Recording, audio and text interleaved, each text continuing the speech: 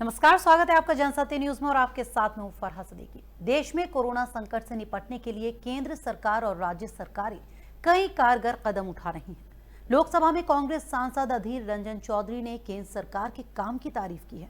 उन्होंने कहा कि अगर ऐसे ही कारगर कदम जारी रहें तो भारत ग्लोबल लीडर बन सकता है। इससे पहले अधीर रंजन ने रविवार को पीएम मोदी को एक चिट्ठी लिखकर देश के अलग अलग हिस्सों में प्रवासी मजदूरों की दुर्दशा का जिक्र किया था। उन्होंने मांग की थी कि लॉकडाउन खत्म होने के बाद प्रवासी मजदूरों को उनके ठिकानों पर पहुंचा दिया जाए। इसके लिए मजदूरों को उनके घरों तक पहुंचने के लिए ट्रेन से फ्री में यात्रा करने की इजाजत दी जाए। आपको बता दें कि कोरोना को लेकर WHO, IMF समेत कई देश भी पीएम मोदी की तारीफ कर चुके हैं। वहीं भारत में कोरोना मरीजों की कुल संख्या बढ़कर 27,892 तक जा पहुंची है, जबकि संक्रमण के चलते 872 लोग अपनी जान गंवा चुके हैं। देश में महामारी कोरोना वायरस का असर लगातार बढ़ता ही जा रहा है। इससे लड़ने के लिए सबसे ज्यादा जरूरत टेस्टिंग और किट की है। इस बीच ICMR को जो रैपिड टेस्टिंग किट बेची गई वो काफी महंगे दाम की थी, जिस पर सवाल खड़े होने लगे हैं। इस सिलसिले में कांग्रेस नेता और सांसद राहुल गांधी ने भी इस मामले पर अब सरकार से सवाल किया। राहुल गांधी ने ट्वीट कर लिखा कि जब पूरा देश कोरोना वायरस आपदा से लड़ रहा है तब भी कुछ लोग मुनाफा कमाने से नहीं चूकते। इस भ्रष्ट मानसिकता पर शर्म आती है, घिन आती है। हम पीएम से मांग करते हैं कि मुनाफाखोरों पर जल्द ही कड़ी कार्रवाई की जाए। देश उन्हें कभी माफ नहीं करेगा।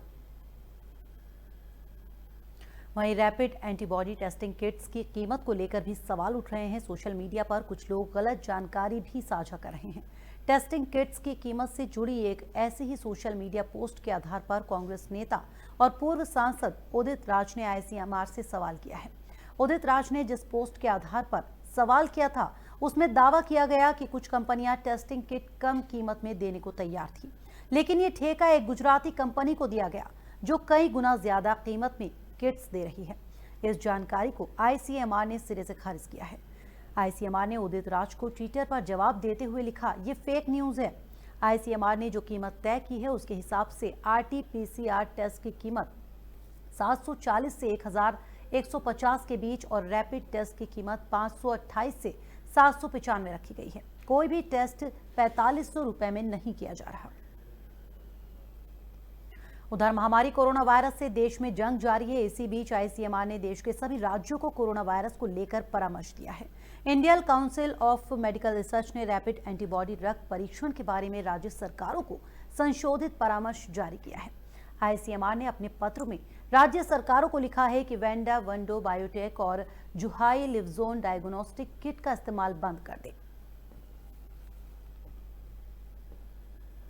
महामारी कोरोना वायरस से निपटने के लिए केंद्र सरकार की तरफ से 3 मई तक के लिए देश को लॉकडाउन किया गया, लेकिन कुछ लोग लॉकडाउन के नियमों का पालन न करते हुए अपने घरों से बाहर निकल रहे हैं, जिसे देखते हुए दिल्ली पुलिस ने एक नई पहल शुरू कर दी है।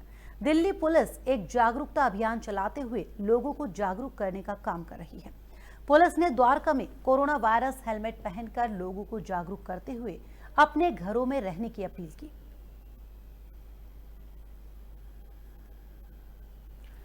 और बात दिल्ली हिंसा मामले की, जहां दिल्ली हिंसा की साजिश में जामिया एलुमनाई एसोसिएशन के प्रेसिडेंट शेफुर रहमान को गिरफ्तार किया गया।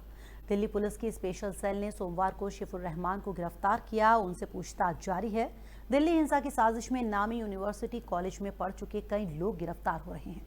इससे पहले स्पेशल सेल ने जामिया कोऑर्डिनेशन कमेटी की मीडिया प्रभारी सफूरा जरगर को भी गिरफ्तार किया था। सफूरा ने प्रेग्नेंट होने का हवाला देकर जमानत की अर्जी लगाई थी, जो अदालत ने खारिज कर दी।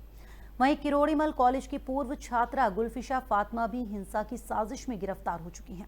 उन पर भी UAPA एक्ट के तहत केस दर्ज है। JNU के पूर्व छात्र उमर खालिद पर भी दिल्ली हिंसा की साजिश में शामिल होने का आरोप है। उनके खिलाफ FIR दिल्ली पुलिस ने दर्ज की हुई है। इस मामले की जांच भी स्पेशल सेल कर रही है। तो फिलहाल इस बुलेटिन में इतना ही, लेकिन हमारे और वीडियो देखने के लिए जनसत्य न्यूज को सब्सक्राइब करें, शेयर करें और लाइक करें। नमस्कार।